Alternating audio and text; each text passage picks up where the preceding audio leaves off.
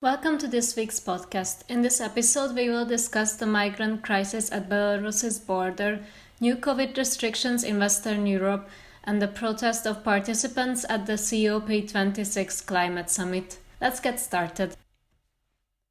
Western members of the UN Security Council condemned Belarus in a statement for the escalating migrant crisis on its border with Poland. At least 2,000 migrants are now stranded at the border of Belarus and Poland. Many of the people are Kurds arriving from the Middle East, mostly young men, but also women and children. As they are unable to enter the EU, they are currently camping there in freezing conditions, with overnight temperatures falling below 0 Celsius. So far, at least 7 people have died in the crisis, many from hypothermia. At Thursday's emergency UN Security Council meeting, France, the UK, the US, Albania, Estonia, and the Republic of Ireland issued a joint statement accusing Belarus of putting migrants' lives in danger for political purposes, in order to divert attention away from its own increasing human rights violations. Russia, the main ally of Belarus, rejected the accusations and blamed neighboring countries Poland and Lithuania for the treatment of migrants. The EU, NATO, and the US all accused Belarus's leader Alexander Lukashenko for luring migrants with the false promise of easy entry to the EU and thus orchestrating the crisis as an answer to the EU sanctions against his country. The sanctions have been imposed after his suspicious re-election last year and the harsh crackdown on mass protests that followed in Belarus.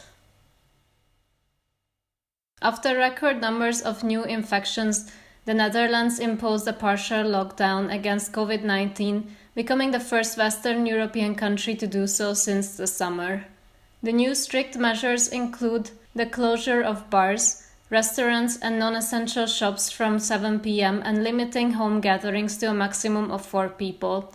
Schools, theaters, and cinemas remain open, but sporting events are now held behind closed doors, and home office is strongly encouraged. The restrictions are set to be in place for 3 weeks. Meanwhile, other European countries are also considering new measures.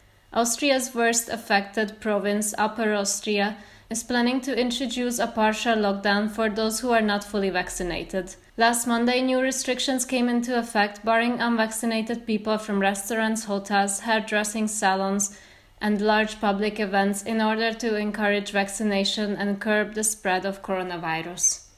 In Germany, several states introduced similar rules, limiting entry to bars, clubs, and restaurants to those who have been vaccinated or recently recovered from COVID. According to the World Health Organization, Europe is now back at the epicenter of the pandemic, as coronavirus deaths on the continent rose by 10% in the past week. The biggest outbreaks are in Russia and Eastern Europe, in countries with lower vaccination rates. However, even in the West, where the vaccination rates are relatively high, there are record numbers of new infections in some countries. Most Western European countries have a vaccination rate around 60%, which means that a significant portion of the population is still without protection against COVID. Hundreds of representatives of global civil society walked out of the COP26 climate summit in Glasgow in protest. On Friday, the last day of the event, representatives of farmers, indigenous people, youth, women, academics, trade unions, and environmental NGOs marched out of the convention center carrying blood-red ribbons to represent the crucial red lines already crossed by COP26 negotiations.